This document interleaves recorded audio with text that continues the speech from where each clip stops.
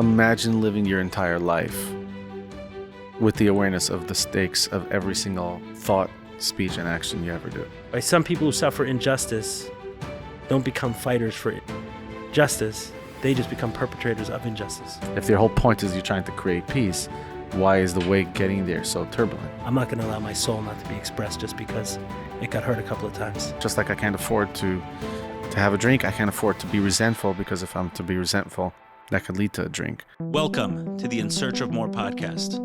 I am your host, Nash. Join me weekly on my quest for more from myself and more from this world. We'll see you on the other side.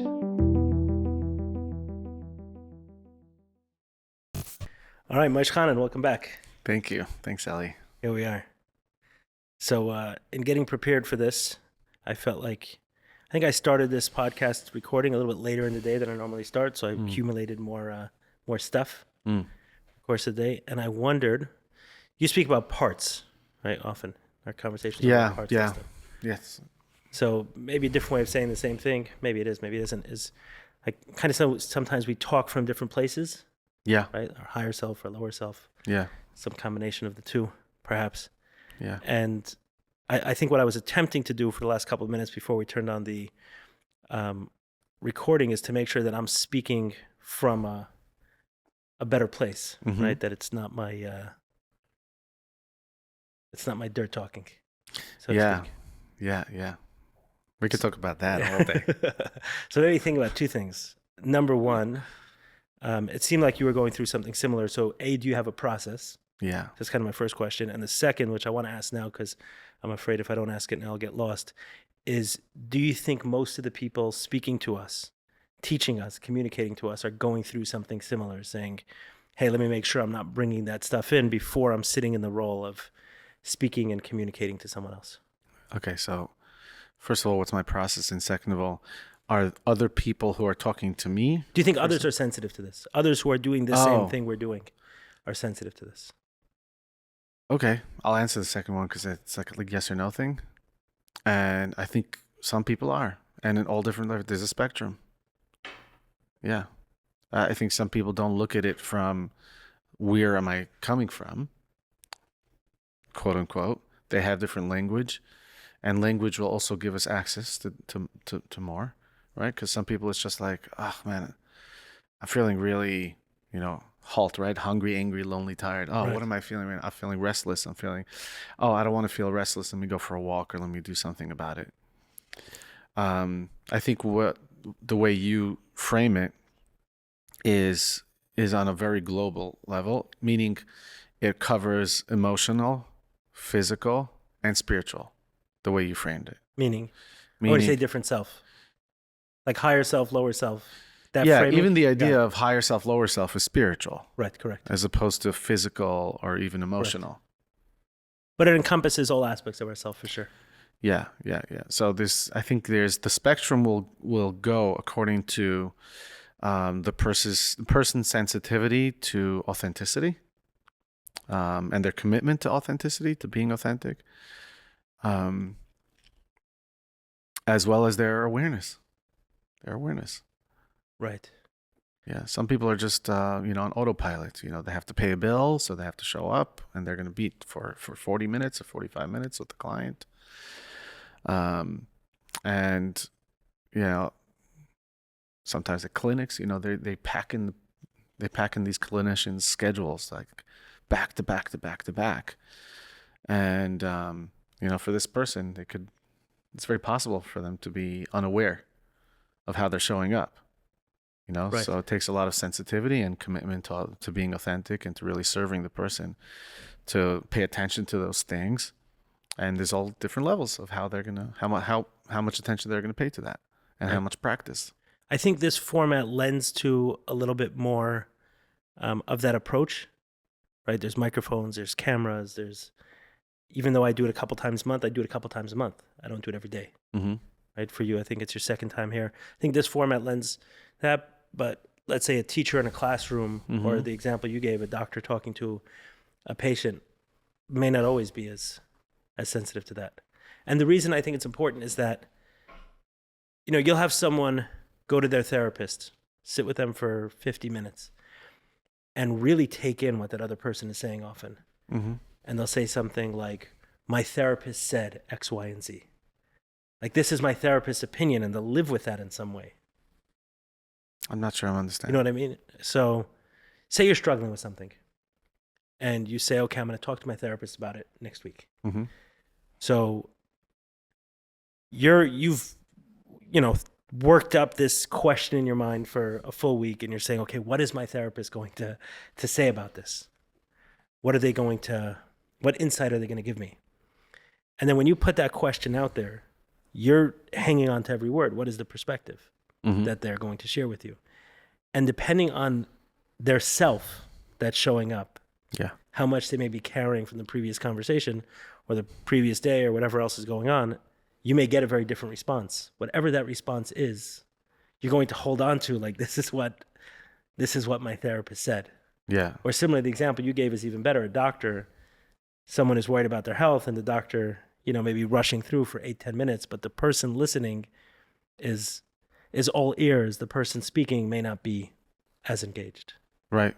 Right. So that's the sensitivity that I think is important. And that's what I figured to start with, is that certain interactions, right? If me and you are standing outside talking, that's one level of interaction where, okay, what I say and the way I behave may not be as meaningful as what I say to someone right here, right now. If they're the kind of person who's logging in to hear what I have to say, I want to make sure it's coming from a clean place. And the same with you. That's all. Yeah. Yeah. So. Yeah. And I think there are levels, right? When I'm talking to somebody casually, the impact isn't necessarily as high. And that's why the stakes aren't so high, and therefore the impact isn't so high. So the pressure isn't so high. Now we're being recorded. You have the mic, you have the cameras, you have people. But for that person, the stakes may be just as high. Yes. Right. For the person who's showing up to see their coach, Yeah.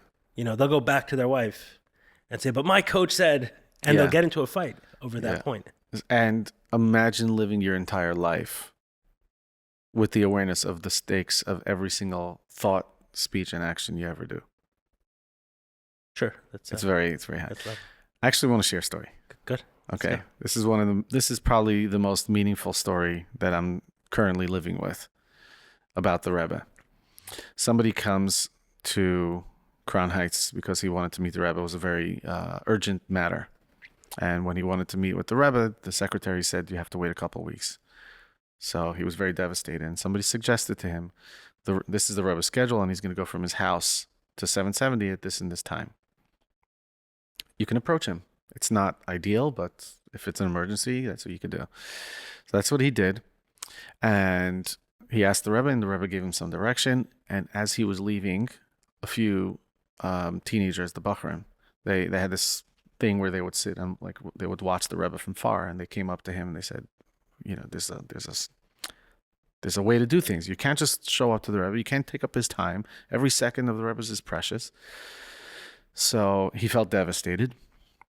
He really regretted it. And I think he wrote a letter to the Rebbe apologizing. And the response was, and I'm not sure if it was to him or to the secretaries. First of all, what are these Bachrim doing at a yeshiva during Seder? Like, what are these students doing out of school at this time of the day? They shouldn't even be out of school. Second of all, and this is the point, we know from the Baal Shem Tov that every single person is put into this world. It could be put here for 70 or 80 years just to do one favor for one person one time. How do these Bachrim know that you weren't the person that I came into the world for? Well. So, of course, you could appreciate the Rebbe, and it's a way to live. It's a way to live That's really that every single thing impacts. So when I think about that, I'm like, holy, okay, I can't live like that. I'm going to be watching every step. I'm not going to even be able to be in the moment because I'm going to be thinking, okay, what did I say? What did I not say? And there's a balance, right? Where I commit to it and then I let it go, Right. I think for myself, there's nothing to do about it in the moment, right? The moment's here. I'm speaking to you. Anything I'm carrying. Like, it's Mhm. done. I'm not getting it off right now. But there's a preparation for, Yeah. you know. I'm thinking of the time that when I confronted my abuser, right? So the way I did that, I mean, so I don't want to call my abuser, whatever. The guy who abused me as a child, it took me a long time. Eventually, I got got him to agree to an appointment at a therapist's office, me, him, and the therapist. And I still remember it was 3 p.m. that day. It was 3 p.m. on a certain day of the week. I don't remember which day, but I said, I'm not going to work until that. I wanted to come in completely clear, focused. Like, I wanted to get what I was going to get out of this meeting. I worked 4 or 5 years, and at that point in time, taking a day off of work I didn't do it sick. I didn't do it. It wasn't an option. But for this, I said, I'm not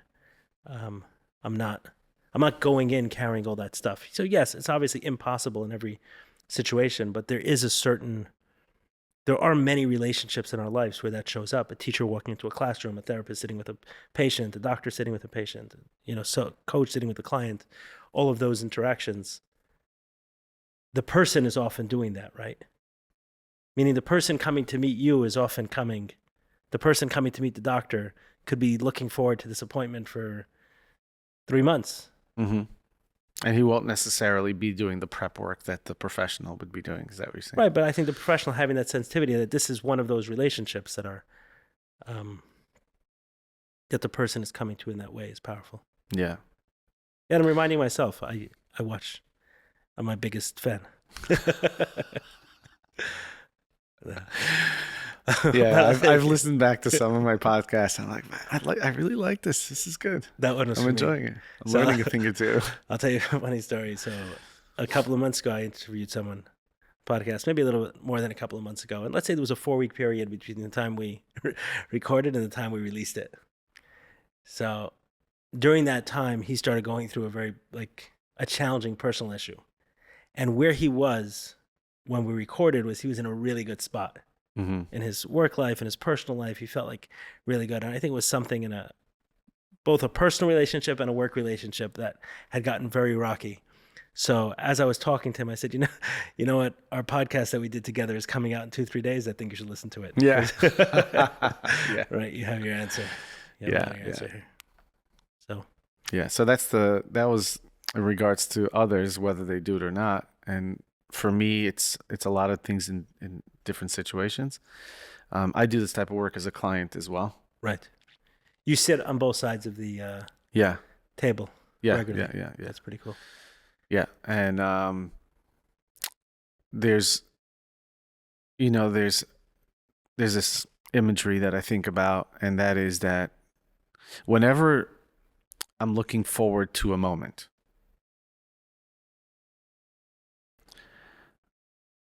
there's anticipation, there's energy being built up, prepared towards a certain moment, right? So I'm just thinking in energy, right? So I'm gathering energy from now and the days leading up, and then there comes a moment, like I think about Erev Shabbos. There's so much pressure on Fridays, right? There's pressure leading up to a moment, and then once the moment comes, Right. it's just silence. Lights, no more phone, no more cooking, no more nothing. Here's the moment, right? So there's preparing for the moment. So when it comes to like sessions with clients or even something like this, I see it as like the meticulous work in creating a custom-made suit. I work on it, I retailer it, I change the design, or whatever it is. It comes the date to put on the suit, I put it on, I show up. As I walk in, I take it off and I put it on the hanger, and then I'm in the moment. Like, so it's like preparing,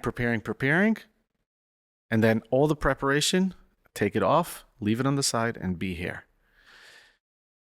Right? So because I can come with so much, when I come with so much preparation, I also come up with so much expectation. And so taking off the suit is like believing in Hashgacha Pratis, believing that everything's divine providence. Okay, that's kind of your visual for it. Yeah. I'm going to prepare, and then I'm going to let prepare, go. and I'm going to prepare strong. And at a certain point, once the hour starts and the session begins, I take the jacket off and I leave it on the shelf. Right. Or I hang it up. So it's just me and this person, no premeditated ideas. In few words, I come prepared with an open mind. I'm prepared and I have an open mind. Right. So it's all of that energy building up to that moment, and then from there, let's drop everything and see where we're at. Yeah. Right. And trust that whatever happens is going to be perfect. Right. As a maybe analogy for that might be this very moment, right? This conversation definitely could not have been, if you thought about this conversation previously, it definitely isn't playing out the way you expected it to. Certainly. Right. Right, not me either. I flew here to come see you. Oh, nice. So I booked the flight like a month or I don't know, something like ago, right? So I thought about it. Like, what am I going to talk about? And up to like a few days ago, and then a few days ago, I'm like, power off. No more thinking, no more preparing. So let's talk about that. What you did, we had one of these conversations a little bit ago. I got great feedback from it. I imagined you got good feedback as well from it. What can you explain? Can you describe what the motivation was to say, "Hey, I want to do this again. I want to fly out here and another conversation"? Yeah. First of all, it was as we were finishing the recording. I didn't want it to end. I have so much more I want to give and I want to share. Yeah. There's so many ideas that I see being presented in your conversations and in books and in different things that on two levels I want to share specifically. One is that I've... Oh, we're going to... Okay. I don't know. All right. Yeah, go with it. On one level A couple of weeks ago, I was doing a recording, and in the middle, my son showed up right behind me, and it was like, oh yeah, with what's her name? I saw that in the picture. So they actually took that part out in the recording when he showed up at the moment, but yeah. Okay, so it's good. Yeah, everything brings an energy that changes, even flies. Yeah, on two levels, I wanted to share uniquely. I wanted to share for two reasons. First of all, is because a lot of the ideas, if not all the ideas that I share, they're already embodied. I'm not talking about a non-embodied idea. Right. So when it's coming from somebody who it's living, it's alive inside them physically, it's more impactful. I know that. And secondly is that because I've lived it, it's been repackaged according to my experience. So I think the way it's been packaged in my experience and the way I can share it is unique and could speak to a lot of people who haven't had an opportunity to absorb these ideas or experience these ideas because it hasn't been presented to them in an accessible way. Right. You do this as well. I mean, you host a podcast, you have conversations as well, but sitting on the other side is a little different. Yeah, I'm sitting on the other side, and I'm just creating the space. I'm very rarely sharing my own ideas. Even as a host, I'm mostly just prompting. Right. That's exactly why I have both formats on the podcast. So I have once a week, which I release with a guest, and I do my best to make as much space for them as possible. Far from perfect. And then another one where I say, okay, I'm going to get out what needs to be got out as well. Yeah. So I release that once a week as well. Yeah, beautiful. Yeah, so the conversations with Ryan. With Ryan, that's right. So those will often start. Sometimes Ryan is kind enough and generous enough to introduce an idea, but more often than not, I'll start with an idea that's bubbling up inside me, and then we'll bounce that around. Yeah. Right. So you said something about Shabbos earlier, which I want to jump back to. I was sitting with a guest here a little bit ago, and she said, another love language is to scroll up in conversations and reference something someone said. Oh, that's a lot. So that's me expressing my love, right? So scrolling up something you said about Shabbos. So you shared something in a positive way that I've always ever shared in a negative way. Okay. So the stress leading up to Shabbos and then that peace that comes afterwards. Was that always viewed in a positive light for you? I always had the hardest time with that. I'm like, why are we stressing so much if we're supposed to rest? I was allergic to it. I think I am allergic to it. Yeah. And I think you're fighting for a very valuable idea, which is ideal, and that is to not have the journey towards peace be so turbulent. If the whole point is you're trying to create peace, Why is the way getting there so turbulent? That's a big concept right there. Yeah. Yeah, no, it's good. I like what you did with the question, so go ahead. Yeah. So your point is well received, and I agree with that.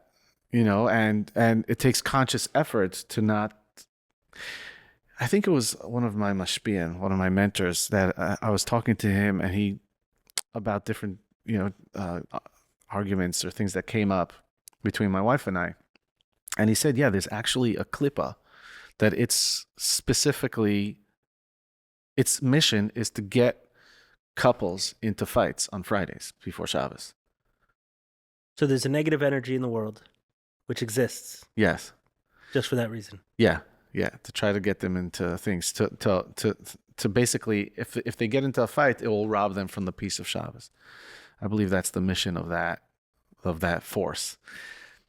So it takes conscious and deliberate effort to maintain the peace on Erev Shabbos before Shabbos comes in.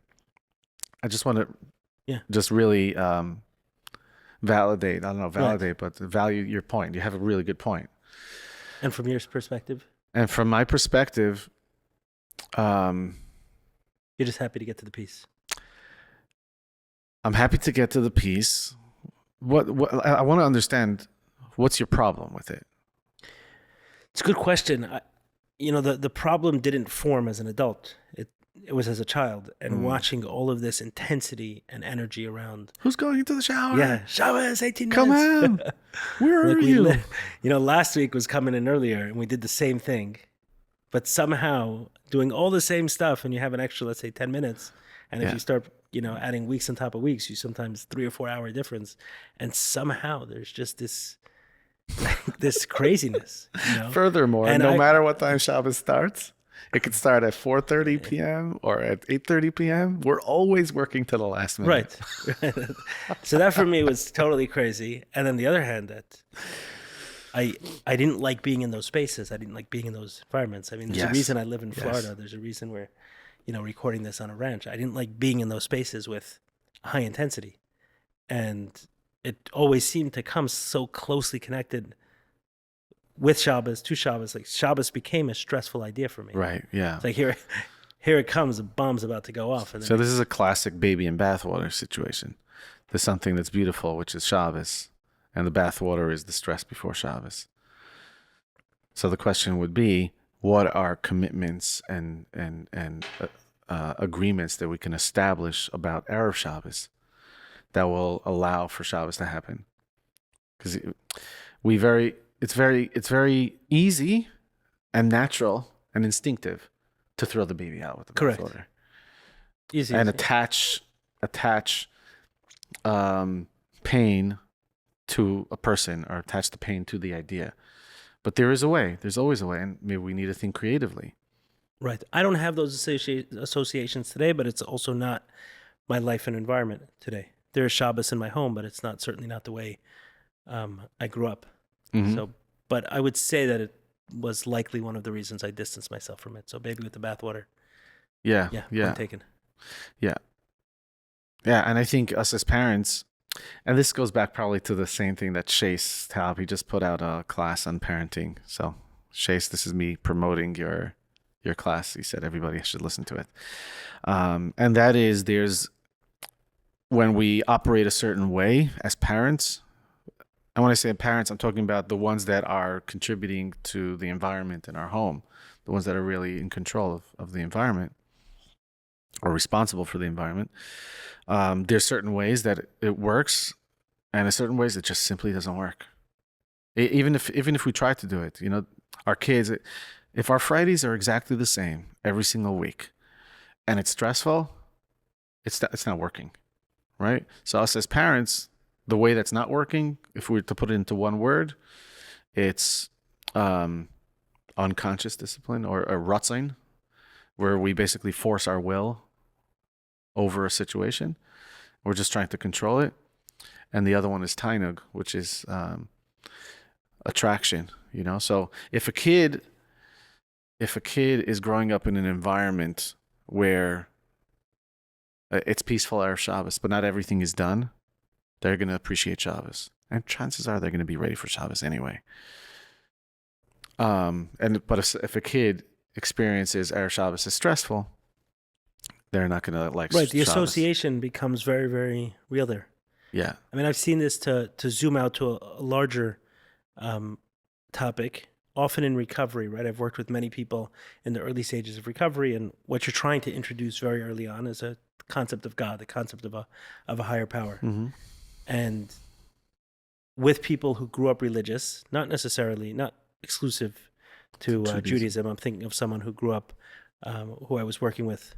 I was a sponsor for a little while, who grew up in a very Orthodox Christian home, right? Mm-hmm. Very, rule driven as well. And the introduction of God was so much more complicated with someone like that. And you kind of want the opposite, right? Meaning if most parents who are raising their kids Orthodox or religious or, an adherent to a religion, if there's one thing you want at the end of this is some belief in a relationship with a God. But oftentimes, because of these stressful environments, it did the opposite.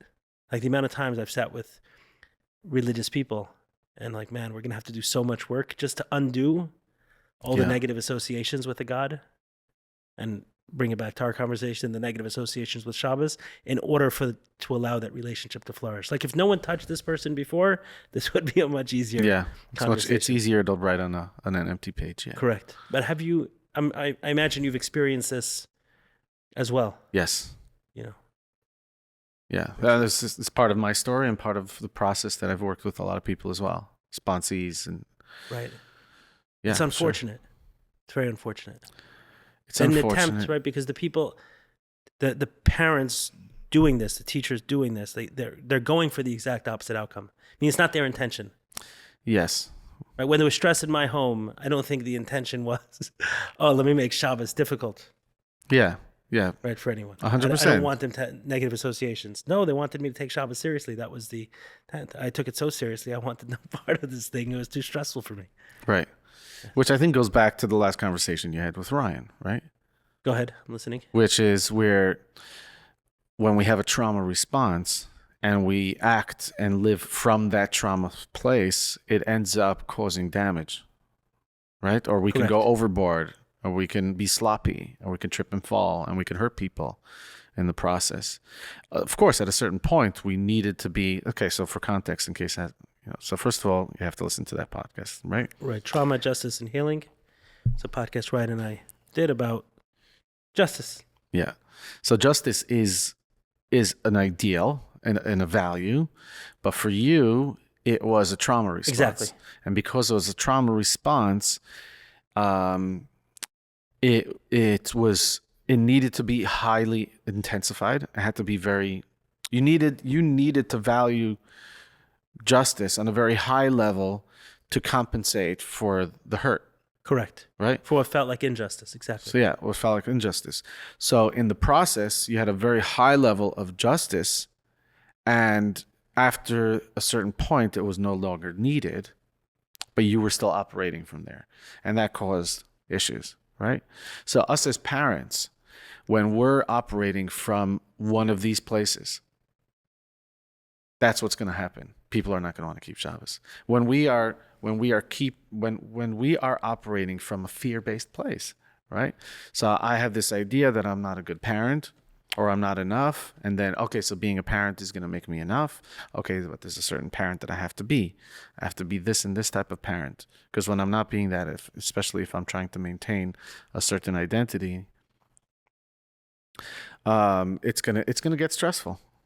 Do you think the reverse happens? So I'm thinking as a kid, right? If I'm very sensitive to this stress in my home around Shabbos, it wasn't only in my home, right? It was everything had this bustling energy, right? Yeah, the whole community. Any Orthodox Jewish community on a Friday is going to be like just the intensity is just like correct. Go to the store and pick up a carton of eggs, and you got 18 people fighting, to get to the register, and then that siren that would go off in Crown Heights. Yeah, it was on our block growing up. That's great. So I had like these. Oh man, the siren. Yeah, is the first one or the second one? Right. Yeah, definitely PTSD response inside me. But that could have gone in one of two directions. One was to say, right, where it kind of did for a while. And I should say that for today, I look forward to Shabbos. Right, today we're recording this on a Thursday. I look forward to that feeling on Friday night, and Shabbos comes in, and the peace that I feel today, and I don't have it with that crazy intensity. But that may be for some other reasons as well. That I don't do everything that was done in my house as well, my house growing up. In any case, my point is that could have gone in two directions. One would have been the way it went, that I moved away from Shabbos for a while because it felt stressful. And the other was to actually take on some of these fears that if I don't do X, Y, and Z, then I'm not going to be okay. And then go into Shabbos holding that as well. Meaning it doesn't necessarily turn into the absence of practice. Sometimes it can turn into practicing, but also from a trauma response. Yeah. Does that make sense? Yeah. Right? Some people who suffer injustice don't become fighters for justice. They just become perpetrators of injustice. I mean, that can go in one of two ways. The trauma can send you in both directions. That's interesting. Injustice was done to me. Good. Now I'll do injustice to someone else. Or the other response. Interesting. Okay, the lens that I'm seeing it through, it's actually the same thing. It's two sides of the same coin. Exactly. It's not two opposite directions. It's just two sides of the same coin. Injustice was done to me, so I'm going to create injustice as a way of creating justice.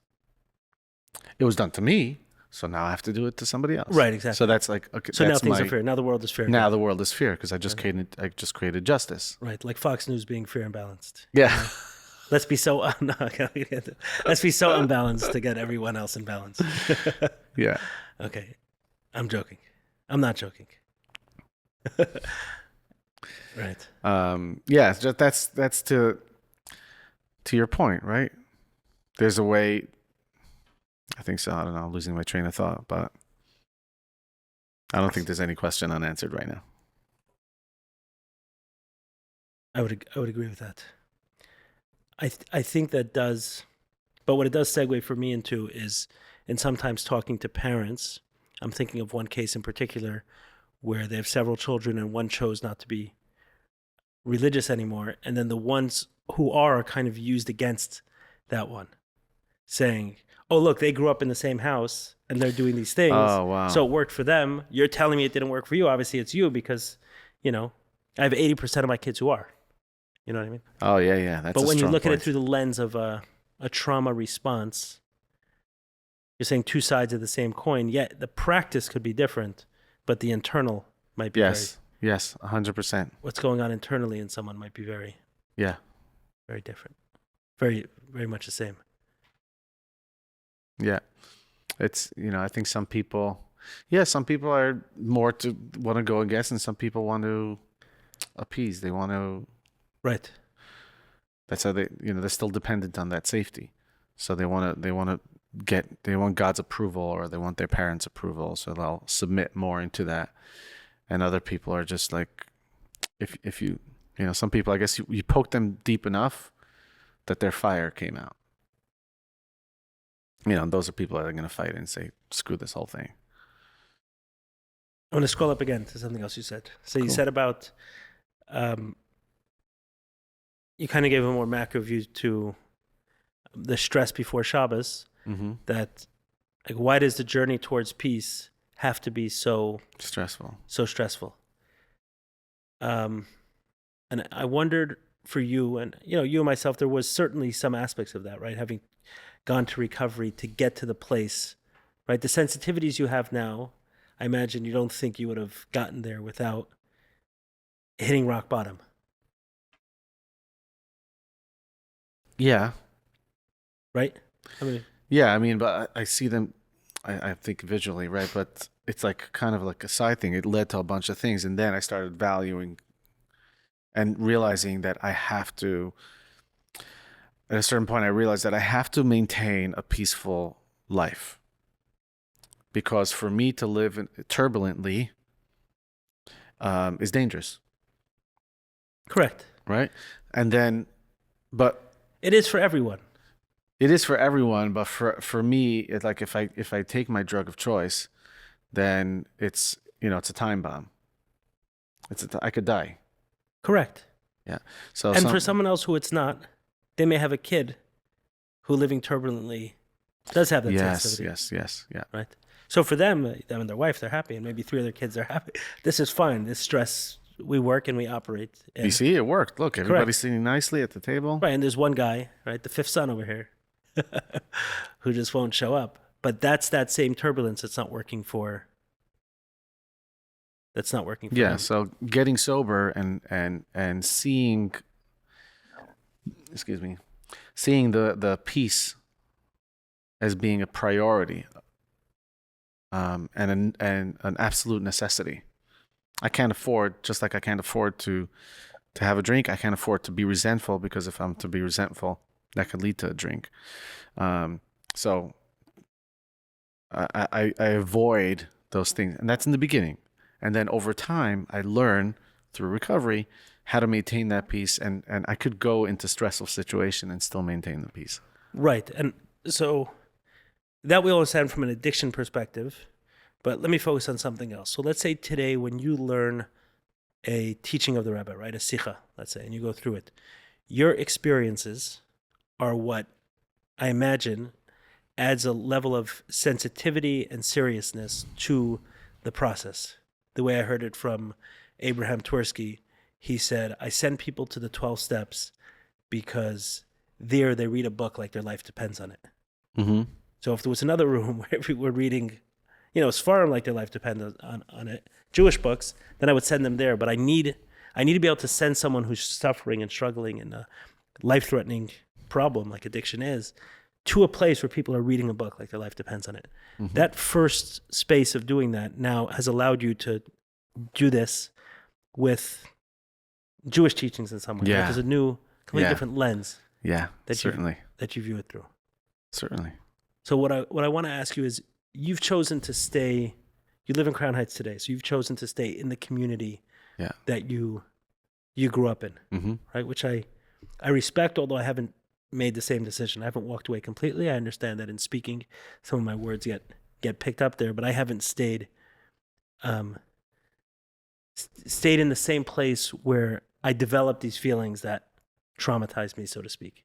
So I'm wondering how you bring it back. You bring your message back to there while being in it. Well, it starts in my home. Go It ahead. starts in my home. And those who have been to my Shabbos table have witnessed this many times, where there's a standard that's trying to be upkept in regards to the practice of the Shabbos table and this, and how things are supposed to be at a Shabbos table. And then I have kids, right? And then sometimes things just simply don't go the way I wanted to. And, and I'll have one kid fight with the other. So maintaining my peaceful state and speaking respectfully to my children as much as I possibly can, especially in front of guests, and completely not caring about certain things. They could be destroying something, they could be, and just like choosing to not engage and try to fix it.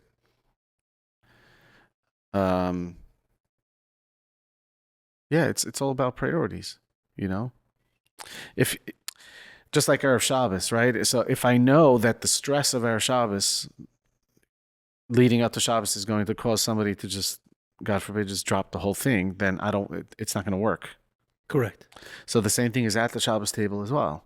So meaning an adjustment you made in your home is that while you still adhere to the practices that you were taught, you've also adjusted certain priorities. Yeah. So for example, if I'm making kiddush, right? So we holding a cup of grape juice. I was going to say wine. I'm like, no wine. Holding a cup of grape juice, saying the words. And I know in my home when I grew up, everybody's quiet. And we had 11 kids. So there's plenty of excuses for noise. But as far as I remember, it was quiet. So when I make kiddush at home, sometimes they're not quiet. And sometimes they don't want to come to the table. and I can make a big deal about it and say, no, we're not, and stop, everybody quiet. But I know that me interfering with it is going to cause more damage. So I'll choose to not Right. engage. Right. Even though that is what you want, you Yeah. understand that doing that and forcing that Yeah. would create kind of what I described Yeah. within me. Which, we're touching upon something it's the tip of the iceberg of a big concept that I want to share. Let's go.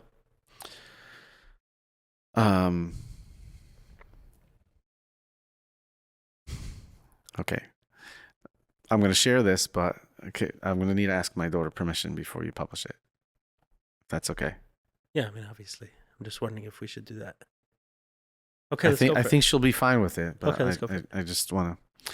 So, Not even from that perspective. I just meant in terms of tying the conversation, because there were a couple of occasions where we did that, and then trying to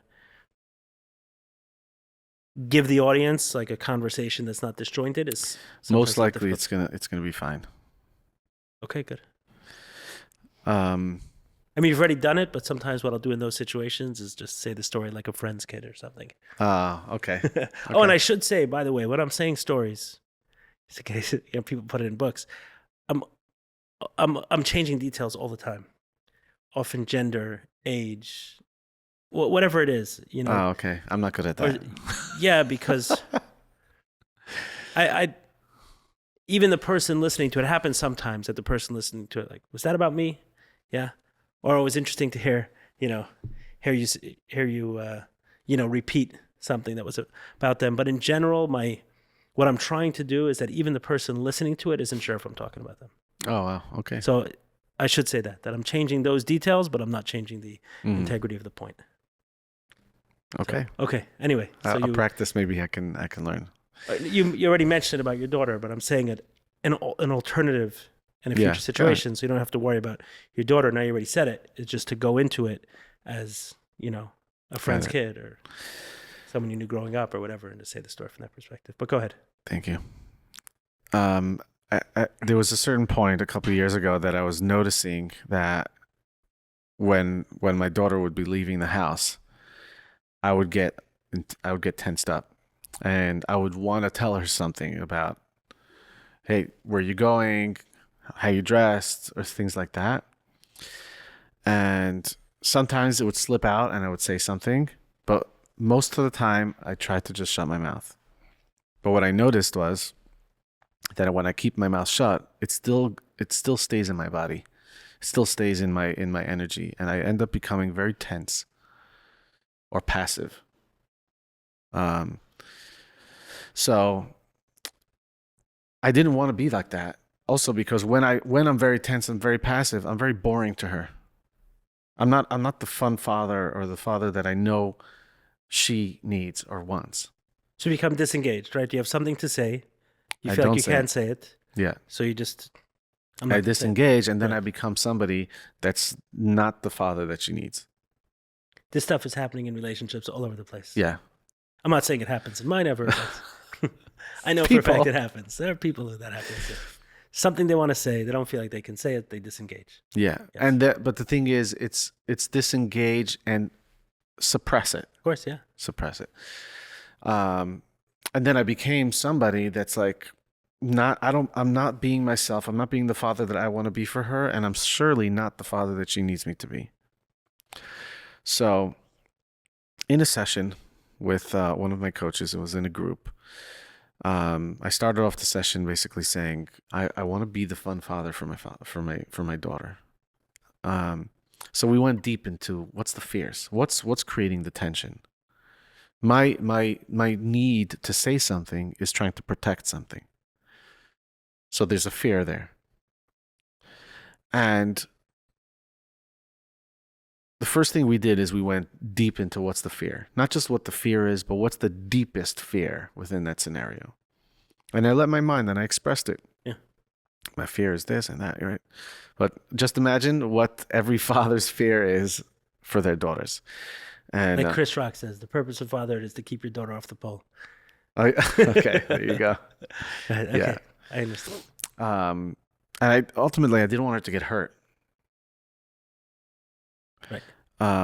And then, and both things at the same time. I didn't want her to get hurt, and I didn't want to ever experience the regret as well. I just want to honor that there's both of that at the same time. I don't want to ever You didn't be want a to experience the father. hurt, and you didn't want her to experience the hurt. Yeah, Right. and But was both are something true. right? Something for you didn't want to experience. Yeah, and so. And so I'm trying to protect her, and if she was protected, then we got clear on if she was protected, who would she grow up to be, or who would she be free to be? So we really articulated who would she be free to be if she was completely protected and she was good. Who would she be? And for me, what came to me was, this is just the words that came, and that was sunshine dancing. If the sun and the shine, the sunshine were to dance, that's my daughter, right? And if she was that, who can I be for her that would help support that? Or who would, if I knew that she was going to be that, who would I be free to be? And what came up for me was to be somebody who is a few words, but the one that resonated the most was super chill. Like a breeze with the sunshine. Beautiful. Yeah, literally that. For me to be super chill would support my daughter to be the person that she can be. So what I ended up doing was, thought to myself, if I were to, I'm pausing for a second because I don't want to skip over this very, very fundamental idea. When I am occupying my thoughts and an embodiment as well, my energy, my feelings, my emotions, with an idea, I am taking an active role in having that happen. The things I thought, just like thinking positive will create positivity. You could see there's tons of science behind it already, if you want to go that route, but it's everywhere in Torah. The things I think will have an effect. The things I speak will have an effect, as well as my emotions. Right, and you're saying the reverse of that is true as well. Yeah. Right. So meaning if you're occupying your intention with your daughter not to arrive at a certain destination, you are taking an active role in driving her to that destination. Yes. Even though I'm saying, I don't want that to happen, I don't want that to happen, I am taking an active role in having that happen. Right. It's very scary, right? And it could make a father feel like, oh my gosh, like I'm going to cause my daughter. Slow down. Like you don't have to go down there. But it's really, my goal is for that to not happen. Okay, so now what thoughts do I have to think? And what feelings do I have to have? And what way do I have to show up in my daughter's life to have her live the life that she does want and live the life that I do want for her? Right. Ultimately, for her to be free to be herself. Which is sunshine dancing. Yeah, which is sunshine. So I have to start occupying my mind with thoughts and feelings and actions that represent her being sunshine dancing. Right. So I looked at both ways, and there's two ways in to creating change. One is through her, and one is through me. Right? If she was sunshine dancing, what type of father can I be for her? Chill. Or if I was to be the super chill, if I were to be this father. If you were already seeing that and you knew it was going there, you'd already be super chill. Right. So both can feed into each other, and the question is, which way am I going to go in from? From a strategic meditative perspective. If I am to meditate, that you have more control over. Yeah. And what I realized is that I have more control over myself, right? So if I were to be super chill, what would I do? What would I say? And it just instantly came to me. If I were to be super chill, I would take my daughter for spontaneous Slurpees. Okay? So here, what's happening here is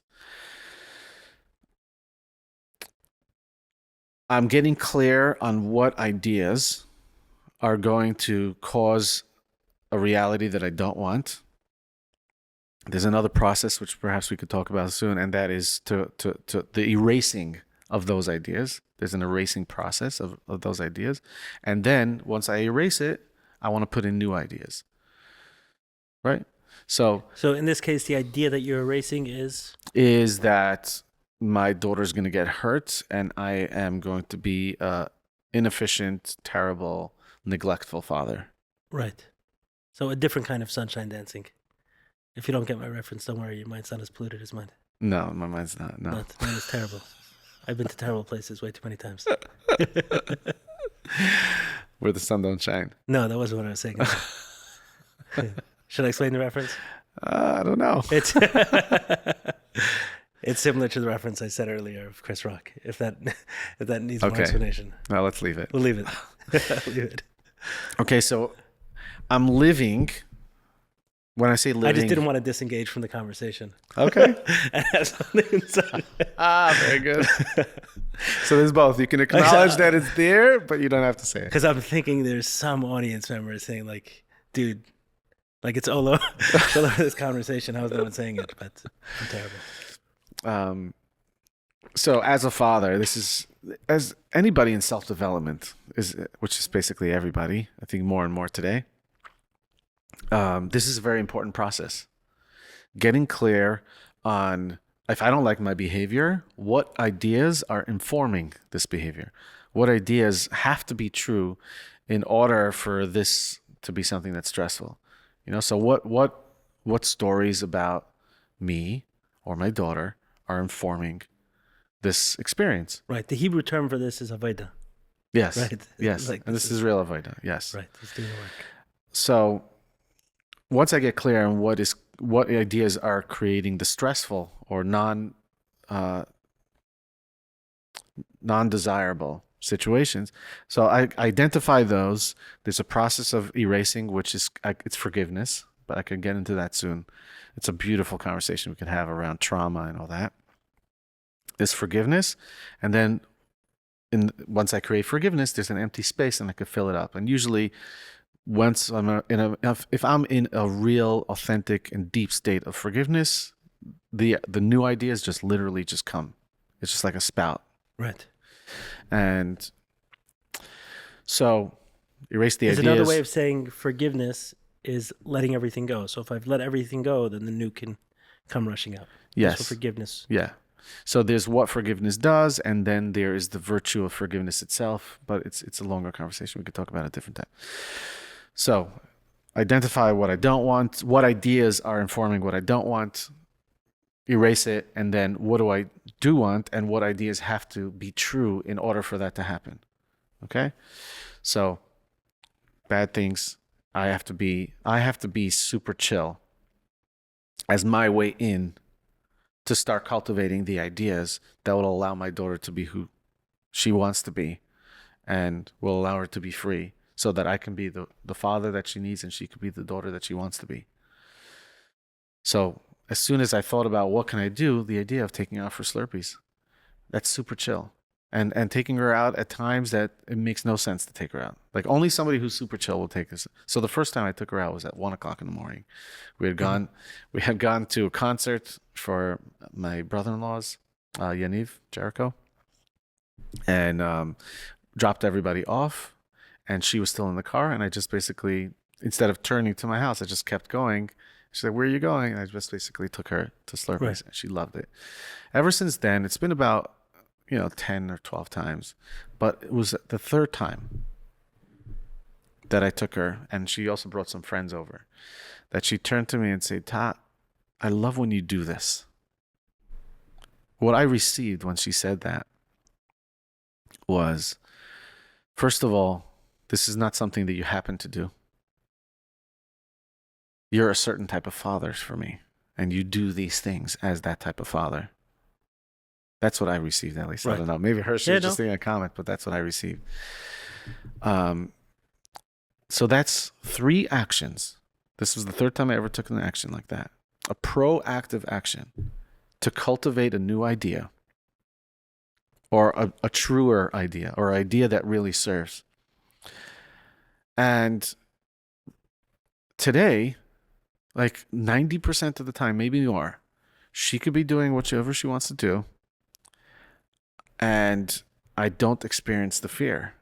I don't experience the fear, and I don't experience the tensity. If I do, it's minimal compared to what. And I'm talking about this is all the work that I did. Right. All the work what I did was getting clear on what my fears are, which ultimately behind every fear is a judgment or an idea about me or about her, getting a new idea that's more helpful, and then living according to that idea. When I say living, taking an action. So it's essentially, what would I do if that were true already? Do that, make it true. Yeah. And it's very scary because, like, how could I do that? It's not true. How could you be super chill? It's not true yet. So what I tell myself is that my action is going to be the first piece of evidence that is true. that it's true. Yeah. I'm creating the evidence from scratch. Right. Essentially what it is, I'm connecting it to something going on, something that I'm working through now. Right. So I guess maybe a different kind of trauma response. So I noticed that my highest value, because I've used that expression too often, but there was these areas that I did not want to get hurt ever again. And what was most important to me was that those things are not getting hurt under any circumstance. Right. And if they did, as an adult as well, if they did, I would make a promise, and sometimes go so far as to write it down.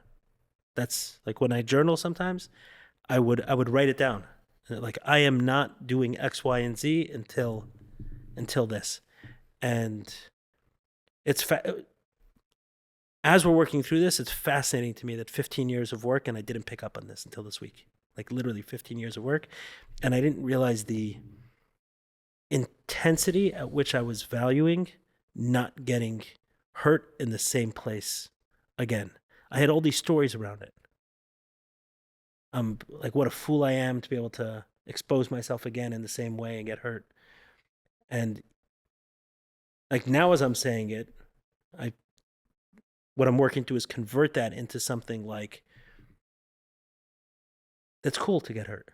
Like, that's fine. So like, what is wrong with getting a little hurt? So I get hurt and I can communicate that to someone. It's not such a big deal. In fact, it's quite good. We do things all the time to get hurt. Right? We test ourselves in different ways to get hurt. We go to the gym to hurt ourselves in some way. We don't want to break anything, but I mean, I was operating from a super, super high level of sensitivity. And what I realized was that what was behind that, not wanting to make the first move on something. Meaning, I knew that if I do X, Y, and Z, that person that I'm in a relationship with, and I'm not talking about my wife because it was seeping into many different relationships there, that if I was hurt in a certain way, I was like, okay, that part's not coming out again. This guy's done. And I'm not exposing myself in this way with this person ever again. Boom, closed. And obviously there's a corresponding reaction from the other person. Oh, he's closed off in some way, or he's disengaged, or he can't be trusted. And they're not quite picking up on it, on exactly what it is, but there's something that doesn't feel complete. And it's true, because I left 1%, 2%, 10%, sometimes, depending on how many times I've interacted, and got hurt 50 or 60% of myself outside. And what you're saying, like, is reinforcing what I'm going through and saying that, okay, I'm going to be the first one. I'm going to take that risk. Someone's going to have to, right? One of us, whoever I'm in relationship with. So let's say I'll use my wife as an example, because that's an obvious relationship. And sometimes it's like, Ellie, what do you think people think of me the way you describe me on the podcast? Like, you only talk about problems. I'm like, yeah, that's the nature of the podcast, but everyone knows you're freaking amazing. I mean, it's like, to me, I think there's some givens, but maybe it's not. So, yeah, she's amazing, and she supports this work. And how many women would be cool with their husbands going out there and talking about a sex addiction? I mean, I don't know one other. At the same point in time, yeah, we have some stuff that come up once in a while. And one of the recent ones was this, recognizing, I'm closing things off for being hurt. And she's saying, hey, why are you closed off? I said, what do you mean why I closed off? Because you hurt me. And that felt like a reasonable response until like 72 hours ago. And then recognizing that, hey, maybe it's okay if I go first. Like, one of us is going to have to take a risk here first. So I think you're saying the same thing with your daughter, is you're trying to create an environment, right? Similar to me, I'm trying to create an environment where there's more trust between my wife and I. So what was the story I was telling myself about her? Okay, if I expose myself again and I get hurt again, then I'm just going to close more off. So less, meaning my intentions actually were in furtherance of the relationship, not to treat, just saying, hey, if I open myself up, get hurt again, then our relationship is even worse off. So let me not do it until I know with absolute certainty that it's safe to come out again. Meaning the story was in furtherance of the relationship, but then in reality, the move is actually one person has to take that risk first. In much the same way in your relationship, the move you're making is in furtherance of your daughter's betterment. Mm-hmm.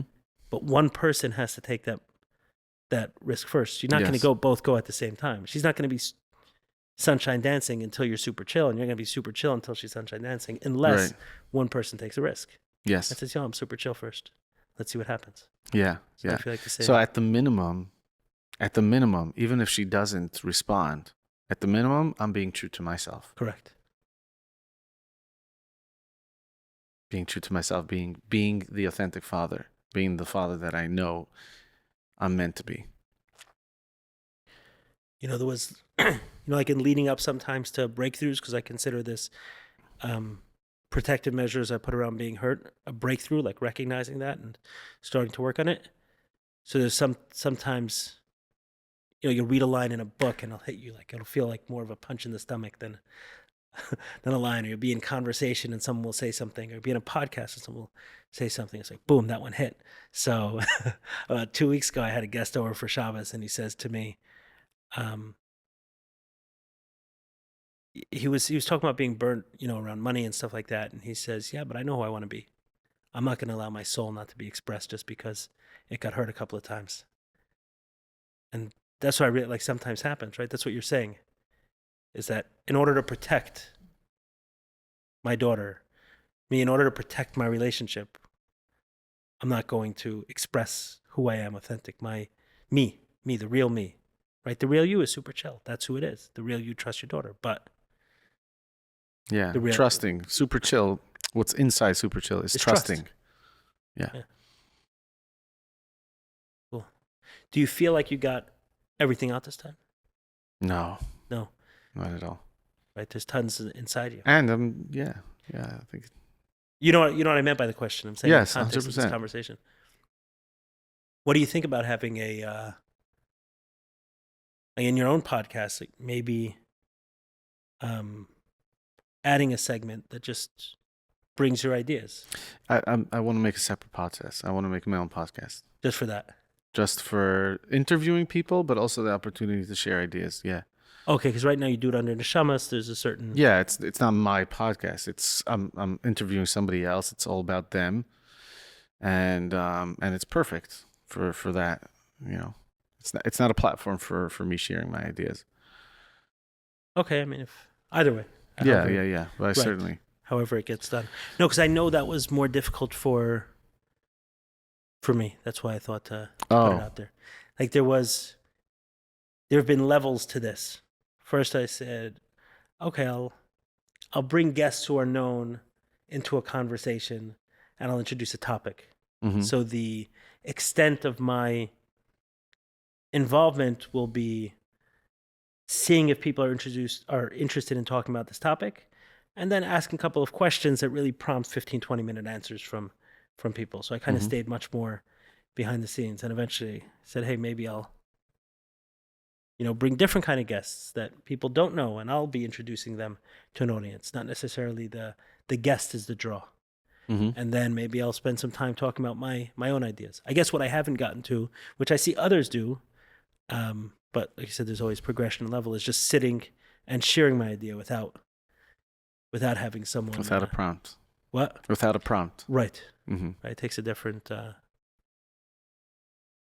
thing, but that's where you're headed with this. Because if there's so many of these ideas and nuances, and they're great, there's a lot of the kind of information you can only get from experience.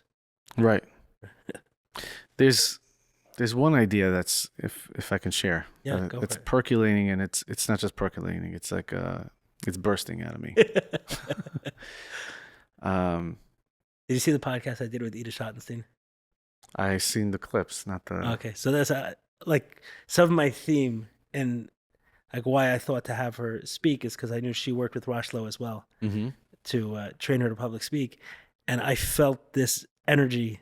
I feel it all the time of this thing that needs to that's bursting out of me, this idea that has to come forth, or this expression that must come, usually in the form of some verbal expression, needs to come forth. And I wanted to speak to someone else about it. So I'm glad you're saying it, because I didn't feel in that conversation like I had that she saw it exactly the way. I shouldn't use that terminology. So her expression came from somewhere else, but the way you're saying it, like that's the language. Yeah, and there's this idea has been building up and coming out of me, part of my work is to try to calm down. You don't need to share this, and once I could calm that stuff down, okay, let's share it.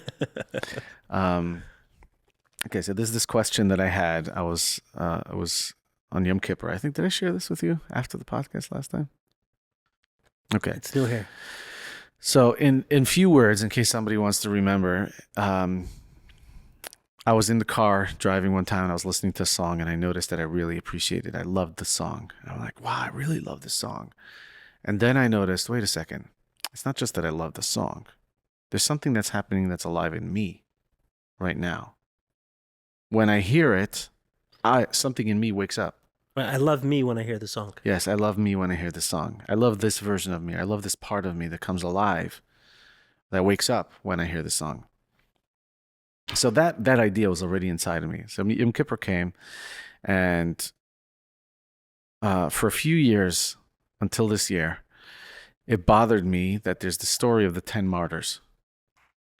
Okay, so there were 10 righteous, incredible leaders of the Jewish people, and there was a king that basically took it upon himself to create some reparations. He was going to kill them, the 10 most righteous people of that generation. Rabbi Akiva was one of them. Rabbi Akiva was one of them. Right. Yes, and it's gruesome and it's nasty, and the main point of where I get to that totally pissed me off was that the angels came to God and said, God, what are you doing? How are you allowing this to happen? And God said, if you say another word, I'm going to destroy the entire world. So the first time I read this, I would read it in Hebrew maybe a couple of times as I was growing up. But then one year I was like, okay, I want it to be meaningful. I'm going to read it in English. And I boiled. I was just like, what the heck am I doing? Why am I still why am I even here? Right. I'm going to leave right now. If this is the type of God I'm praying to, screw this. Right. So it's always on Yom Kippur when I think of the question. So where's the text written in? It's in the Machzor. It's in the actual prayer book. So it's a prayer someone wrote, or it's a reference of a portion of the It's not Tanakh? written as a prayer. It's written, you read the story. So of course Yeah. there's a prayer before and after. But this is, there's 5 prayers on Yom Kippur, and this is part of the 4th. This is the one, this is before Mincha and Ne'ilah. This is during Seder Avodah. So it's part of Tanakh, Turnavim? Yeah. Okay, so So you can look it up and you can Yeah. see there's a story of the 10 Okay. martyrs. So for a long time, it really, really pissed me off. And then I had this question. The question is every single thing that's in the Siddur, every single thing that's in the prayer book has been deliberately put there with tremendous intention. First of all, why would I read this? And second of all, why would you make me read this on Yom Kippur? It's the absolutely most counterintuitive thing you could possibly do. The whole point of Yom Kippur is for me to have an intimate relationship with God. Yom Kippur is the intimacy, the forgiveness, and the thing. And now everything that was in between me and God gets removed, and now there's intimacy. On a day that a couple wants to be together and they're supposed to date, or they're going at they really want to be together, would one of them say, hey, by the way, I just want to remind you of something that you did that really hurt me? Right. Wow, that's like the worst thing you can possibly do. So why, on the holiest day, would you make me say this story? The one story, out of all the stories, this is probably the one story that would actually tell me, make me close the book and leave. And I don't know the answer, but something came to me based on this idea. And that is, I slowed down and I paid attention to not what I'm angry at, but what am I angry for? When I am angry at that, what am I valuing? What am I fighting for? I'm fighting for a certain ideal. I'm fighting for a certain value. I'm fighting for a certain perspective. And this perspective, when it's presented to me, is the opposite, is the enemy to this idea. So this idea is that God is callous and insensitive and careless and neglectful. And this is pissing me off. So what am I fighting for? Right, a God who cares deeply. Yes, and loves deeply and is always present and is always... So there's nothing more intimate than me being the source of the idea that God is good. It comes out of me. It's basically when I get stabbed, what bleeds out. What's bleeding out is that God is good. So for me to not, I no longer need somebody to prove to me that God is good. You've pissed me off enough for me to be the source that he's good. Who's pissed you off? An This idea story, that counters that. This story. Right. Yeah. So that's like, I love my children. I'll die for my children. And my love won't come out, will never come out of me more than when, God forbid, they're being threatened. Correct. Okay, so over here, you feel like your relationship is being threatened. So while you haven't resolved the issue, it's made clear what's important to you. Yeah. So I'm not saying that what God is doing is okay. Never. I just want to iterate that as much as possible. I am taking zero justification in what God did and what God does. I'm going to let him answer for himself. I'm on this side, and I'm asking myself, what's coming out of me? So there's so many ways, like we come to therapists, we come to rabbis, we say, answer me a question. Give me an answer. So basically saying, I want something else to be the source of my healing. You save me. Here, basically, the way this has been set up is for us to be the source of everything that we need. We're us to be the source of the thing we look for outside evidence for. So many times we look in the world and we say, that has to change in order for me to be okay. And this is basically a calling and an invitation to the deepest of intimacy. And that is that the truest and most authentic expression of who you are is going to come out of my soul, not out of your soul. It's going to come out of me. And that's intimacy. Say that again. The truest and most authentic expression of who you are. Of who you are, instead of it coming from you.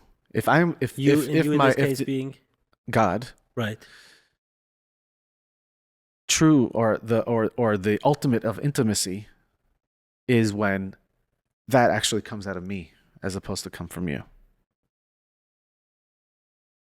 For me to be the source of the idea that God is good. Right. So meaning you're leaving that as the question mark, as the unresolved item, right? That story has a question mark. The idea that you embody so strongly of God is good, that there's no question mark on. Yeah, and even the word embody doesn't even say it. Because embody is like this process. It's out there, and then it comes into my body, and now I have it. So that you are. Yeah, I am it. Right, you are this idea. I am this idea. Yes. I am this idea, and my life is the representation of that. So as long as I'm alive, people will have the opportunity to still believe that God is good.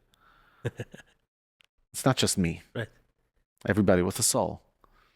Well, I think that there's different soul expressions. I've thought of this idea that when we say, different people have different souls. I thought maybe that what that means is different people have different ideas, different truths. Let me use the word truths. Mm-hmm. So, different truths. That truth cannot be covered up no matter what you do to this person. So every soul can express many, many different truths. Mm-hmm. But we'll find people who go through hell and back and everything about them is covered over, right? They're a walking ball of anxiety, depression, anger, fear, everything. Mm-hmm. But when you sit with them, there's this kernel of truth that won't disappear. Somehow, some way, I've seen it in one way or another with every person I've gotten to know well, that there is this truth that they are, that always will be expressed, whether they like it or not, whether you do something or not. And that may be what we mean by this whole idea of different souls. Like, there's a truth that you will express no matter what. And that cannot be covered over. That Have truth you ever seen always, anything in common between? like, different people? Yeah. Yeah, but maybe in different ways, you know. Like, the idea came to me when I was thinking about someone struggling a lot, Judaism and religiousness and everything else, but he walks embodying humility when you'd expect everything else from him. The way he is physically, the way he grew up, the way, without going into too much detail about him, everything you'd expect would lead someone to be less humble Mm-hmm. has been his life.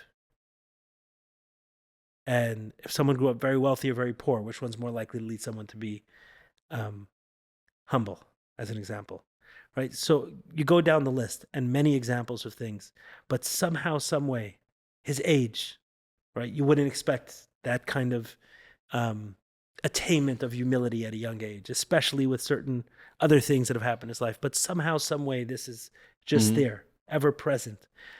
And the idea came to me that this aspect of his soul probably can never be covered up. Because if all of these things didn't, then he'll always be a walking truth of humility, because that's a truth, right? That's not a perspective. The truth is, we all belong to be humble, because we're all so limited. Walk around and we think we figured something out. Okay, you think you figured out how to drive a car, but when a plane is needed to be driven, you're useless. You're essentially useless. And if you figure out how to drive a plane, and in the moment we need someone who can make an omelet, you're useless. And congratulations for, being in Mensa at 10 years old and winning all these awards. But these are base examples. If you even think about experiences, how many experiences have each of us had in our life? Have you experienced what it's like to, I don't know, be in a Siberian prison? No. Have you experienced what it's like to be in war? No. Have you experienced what it's like to, I don't know. I mean, there's so many different things, right? So if you talk about all the possible experiences in life, we have very few. So humility is a truth. It's not a perspective.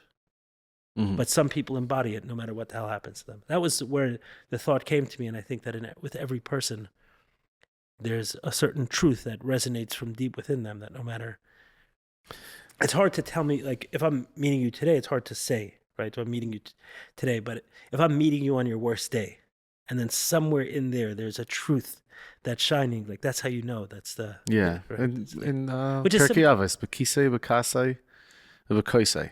What do you find now? When somebody, Kisei is his pocket, meaning money. Right, when someone makes money. And how quickly they get angry.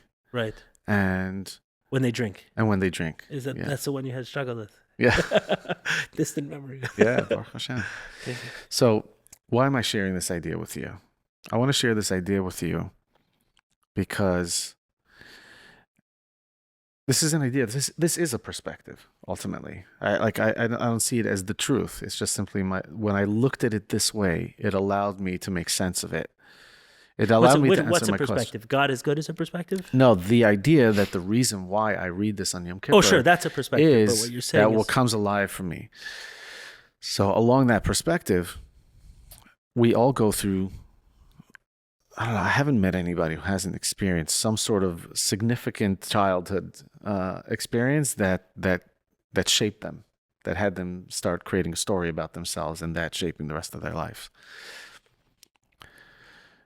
We all have something in life has to poke. Something pokes us. And what comes out of us ultimately becomes our mission. Ultimately is our mission.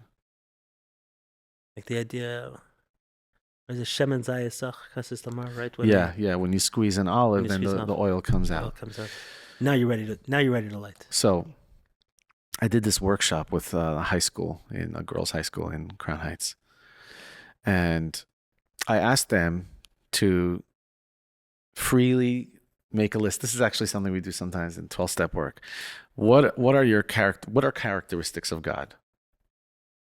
And then another list of what would you love God to be? Right?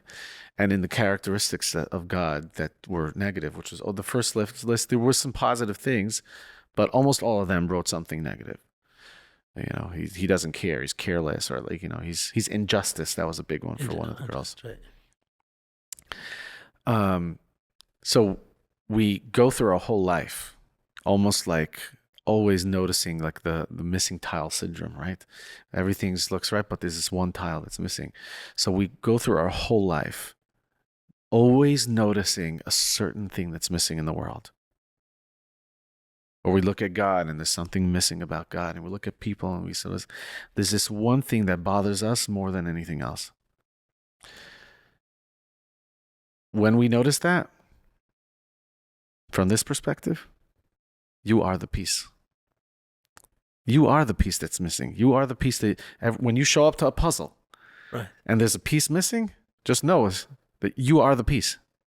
And this is similar to what the Baal Shem Tov says, right? If you see a problem, there's a reason why you wouldn't be shown a problem if there wasn't something you can do about it. Yeah. So you're taking that, times many times. You are the missing piece. So I saw this clip, like one of these social media experiment things, right? And it's in India, and you see people, this person with the camera, right? And then somebody else comes with like a sack of food and just drops it next to a homeless person or somebody begging in the street. And they go from person to person. And you see that every person that received the food, like you see them sitting there, you see them notice it. And as soon as they notice that it's basically for them, every single one of them goes like this and thanks God.